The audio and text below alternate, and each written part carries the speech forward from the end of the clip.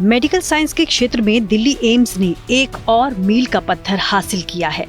Delhi AIIMS अब भारत का पहला ऐसा संस्थान बन चुका है जहां डॉक्टर्स को रोबोटिक सर्जरी में प्रशिक्षण दिया जाएगा। यानी अब भारत के डॉक्टर्स को रोबोटिक सर्जरी के लिए विदेश जाने की जरूरत नहीं पड़ेगी। डॉक्टर्स अब भारत में ही रहकर रोबोटिक सर्जरी की उच्च स्तर की ट्रेनिंग ले सकेंगे। मंगलवार को इस रोबोटिक लैब का उद्घाटन भी हुआ।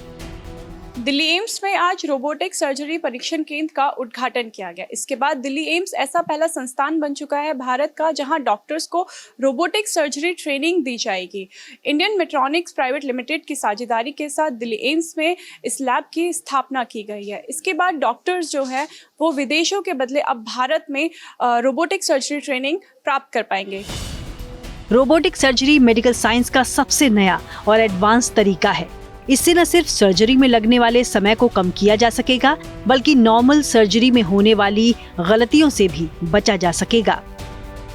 सर्जरी बाकी ट्रेनिंग कई बार ओपन सर्जरी होती हैं, बड़े चीड़े लगते हैं ताकि आप ऑर्गन्स को देख सकें। इसमें आप मल्टीपल होल्स के थ्रू ही जाते हैं, तो पिन के होल वाली सर्जरी, छोटी होल से सर्जरी कर सकते हैं। तो एक तो कॉस्मेटिकली भी बेटर रहता है और पेशेंट की रिकवरी भी फास्टर होती है, क्योंकि सर्जरी में जितनी पहले मॉर्बिडिटी होती है, ब्लड लॉस होता है, वो इससे कम होता है। सर्जरी कई प्रकार की होती है, ओपन होती है, लेप्रोस्कोपिक जो दूरबीन से होती है, और रोबोटिक सर्जरी एम्स में पब्लिक सेक्टर एम्स फर्स्ट है जो ट्रेनिंग देगा। और हमारे जितने भी रेजिडेंट हैं जो रोबोटिक सीखने के लिए जैसे विदेश जाते हैं या बाहर जाते हैं या पब्लिक के अलावा प्राइवेट सेक्टर में सीखते हैं, वो एम्स अब ऐसा कर रहा है मेट्रॉनिक के साथ कोलैबोरेशन करके कि सारे जितने रेजिडेंट डॉक्टर हैं वो यहाँ सेट फैसिलिटी में आकर सर्जरीज को रोबोटिक से कैसे करते हैं उसकी ट्रेनिंग लेंगे।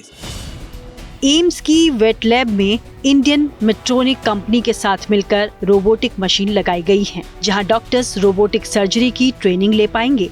ये सिस्टम कैसे काम करता है, आइए समझते हैं। ये कंसोल है। तो जैसे कि कोई सर्जन सर्जरी करने के लिए रोबोटिक से अगर पेशेंट पे डायरेक्टली आएगा तो उसमें जो चीज़ों की ज़रूरत पड़ेगी उसको सर्जन रोबोटिक्स में डायरेक्टली पेशेंट के पास नहीं खड़ा होता है, वो थोड़ी दूर बैठता है और वहाँ से यंत्रों को, इक्विपमेंट को हैंडल करता है। वो ये कंसोल है।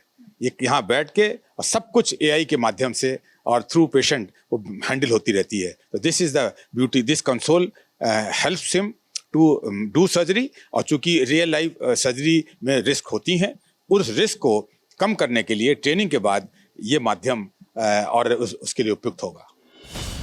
बड़ी बात यह है कि रोबोटिक ट्रेनिंग की सुविधा सिर्फ एम्स के सर्जन के लिए नहीं है, बाहर के डॉक्टर्स भी एम्स में ट्रेनिंग ले सकते हैं।